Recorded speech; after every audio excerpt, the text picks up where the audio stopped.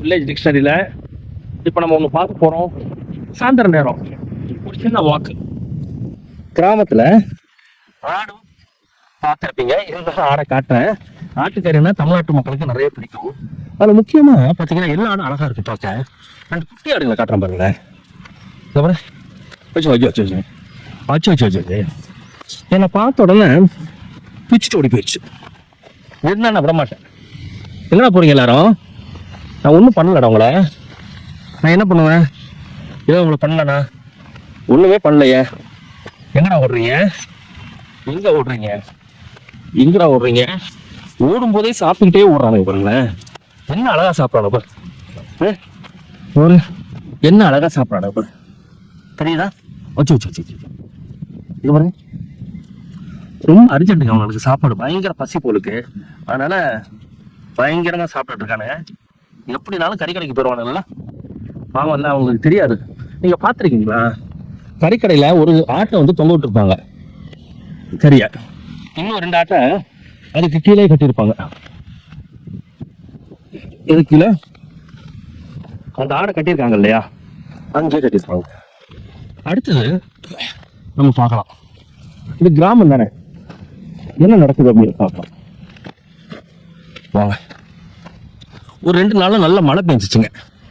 நல்ல மழை பெஞ்சதுனால என்னாச்சு, 2 மழை, நல்ல மழைனா சூப்பர் மழை, பரவாயில்ல. அதனால கொஞ்சம் எல்லாமே வந்து கொஞ்சம் பச்சை பிடிச்சிருக்கு எல்லா இடமும்.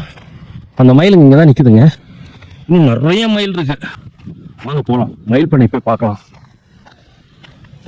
வாங்க மயில் பண்ணி பார்க்கலாம். மேடு பள்ளமாக இருக்குங்க, கொஞ்சம் பார்த்து தான் இறங்கணும்.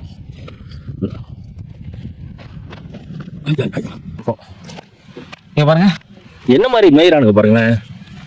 கடற்கரை மேய்வானுங்க.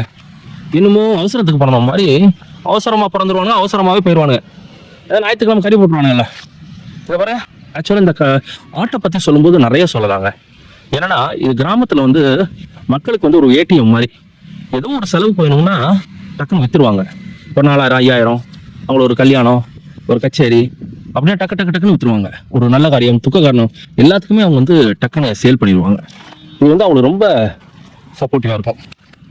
ஸோ எங்களோட ஆஃபீஸ் பார்த்தீங்களா, இதான் ஐந்தனை பண்ணை பக்கத்தில் இருக்கிறது எங்களோட ஆஃபீஸு. நல்லா இருக்கா? நல்லா இருந்துச்சுன்னா கமெண்ட்ஸில் போடுங்க நல்லா இருக்கு அப்படின்னு. ஓரளவு க்ளீனாக இருக்குது, சுத்தப்படுத்தி வச்சிருக்காங்க. எப்போ சுத்தப்படுத்தினான்னு தெரியல, அருமையாக இருக்குது. இதெல்லாம் கட்டி ஒரு 20 வருஷம் ஆச்சு. வாங்க போகலாம்.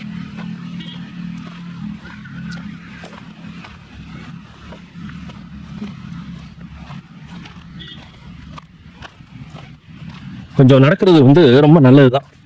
டெய்லி நடக்கணும். அந்த மாதிரி நடக்கிற பழக்கமே இல்லை, குறைஞ்சு போயிடுச்சு. நான் உங்களை சொல்லலை, என்ன சொல்கிறேன்.